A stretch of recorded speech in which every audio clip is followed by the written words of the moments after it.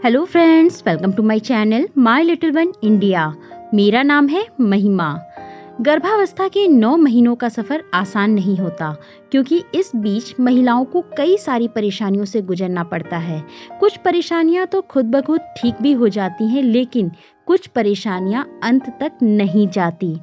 इनमें से है मोलर प्रेगनेंसी। जी हाँ, जिसे दाढ़ गर्भावस्था भी कहा जाता है। गर्भावस्था में जिन महिलाओं को मोलर प्रेगनेंसी होती है, उनकी गर्भावस्था बिल्कुल भी सुखद नहीं होती। इस वीडियो में हम आपको मोलर प्रेगनेंसी के बारे में पूरी जानकारी देंगे कि इसके लक्षण क्या होते हैं, कारण क्या है और इसके इलाज के बारे में कुछ आपको जानकारी दी जाएगी। मोलर प्रेगनेंसी की सारी जानकारी लेने से पहले सबसे पहले ये समझना जरूरी है कि मोलर प्रेगनेंसी होती क्या है। मोलर प्रेगनेंसी एक असामान्य स्थिति है जो निषेचन से जुड़ी समस्याओं की वजह से होती है। आमतौर पर देखा गया है कि भ्रूण के निर्माण के लिए कुल 23 जोड़ी क्रोमोसोम यानी कि आनुवांशिक गुणों की जरूरत होती है, जिनमें से आधे गुणसूत्र तो उन्हें मां से और आधे गुणसूत्र जो उनके पिता से प्राप्त होते हैं। गुणसूत्रों के गलत संयोजन से दाढ़ गर्भावस्था यानी कि मोलर प्रेगनेंसी बनती है। मोलर प्रेगनेंसी 2 प्रकार की होती है। एक होती है कंप्लीट मोलर प्रेगनेंसी और दूसरी होती है पार्शियल मोलर प्रेगनेंसी। अब बात करना चाहूंगी कंप्लीट मोलर प्रेगनेंसी के बारे में, यानी कि पूर्ण दाढ़ गर्भावस्था के बारे में।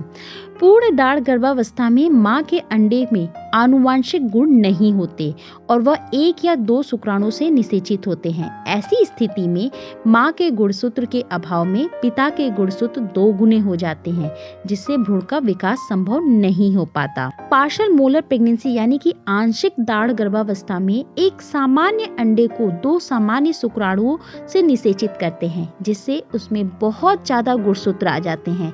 इस स्थिति में निषेचित अंडा व प्लेजेंटा दोनों ही असामान्य रूप से विक्रय होते हैं। आंशिक दाढ़ गर्भावस्था में भ्रूण का विकास होता है, लेकिन दुर्भाग्यवश वह शिशु के रूप में विकसित बिल्कुल भी नहीं होता। अब बात करते हैं मोलर प्रेगनेंसी के लक्षण क्या हैं। प्रेगनेंसी के शुरुआती दौर में यानी पहली तिमाही में मोलर प्रेगनेंसी आपको सामान्य एवं स्वस्थ गर्भावस्था जैसी ही लग सकती है और इसलिए अधिकतर मामलों में इसका पता लगा पाना थोड़ा मुश्किल होता है।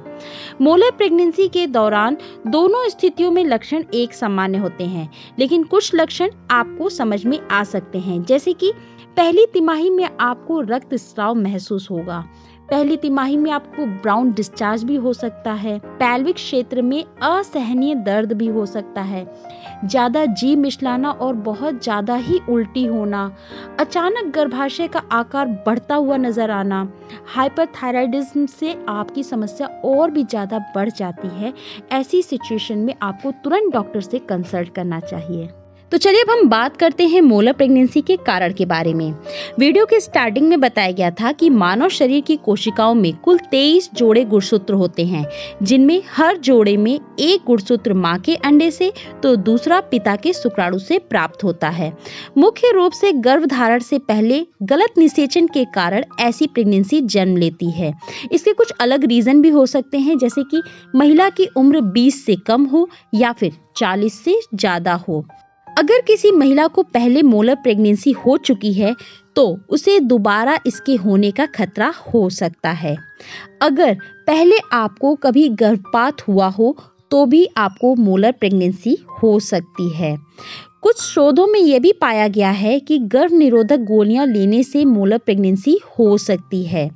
और अगर किसी महिला के परिवार में मोलर प्रेगनेंसी का इतिहास रहा हो तो ऐसे में उसे भी मोलर प्रेगनेंसी की संभावना काफी ज्यादा बढ़ जाती है। अगर किसी महिला को मोलर प्रेगनेंसी की आशंका होती है तो डॉक्टर ब्लड टेस्ट और अल्ट्रासाउंड की मदद से इस बात की पुष्टि करते हैं कि उसे मोलर प्रेगनेंसी है या फिर नहीं। जिन महिलाओं को एक बार मोलर प्रेगनेंसी हो चुकी होती है, उनमें अगली प्रेगनेंसी को लेकर डर होना स्वाभाविक है, लेकिन डॉक्टर कहते हैं कि मोलर प्रेगनेंसी के बाद सामान्य एवं स्वस्थ गर्भावस्था करना संभव हो सकता है। मोलर प्रेगनेंसी के इलाज के बाद पुनः गर्भधारण में मां और शिशु दोनों पर उसके असर की संभावना कम होती है। हालांकि मोलर प्रेगनेंसी के बाद अगली बार गर्भधारण करने से पहले डॉक्टर की सलाह लेना बहुत जरूरी हो जाता है। आशा करती हूँ मेरे द्वारा दी गई जानकारी आपको अच्छी लगी होगी। वीडियो पसंद आए तो इसे लाइक और शेयर करना बिल्कुल नहीं भूलिएगा और चैनल को अभी तक सब्सक्राइब नहीं किया तो तुरंत सब्सक्राइब करें। Thank you.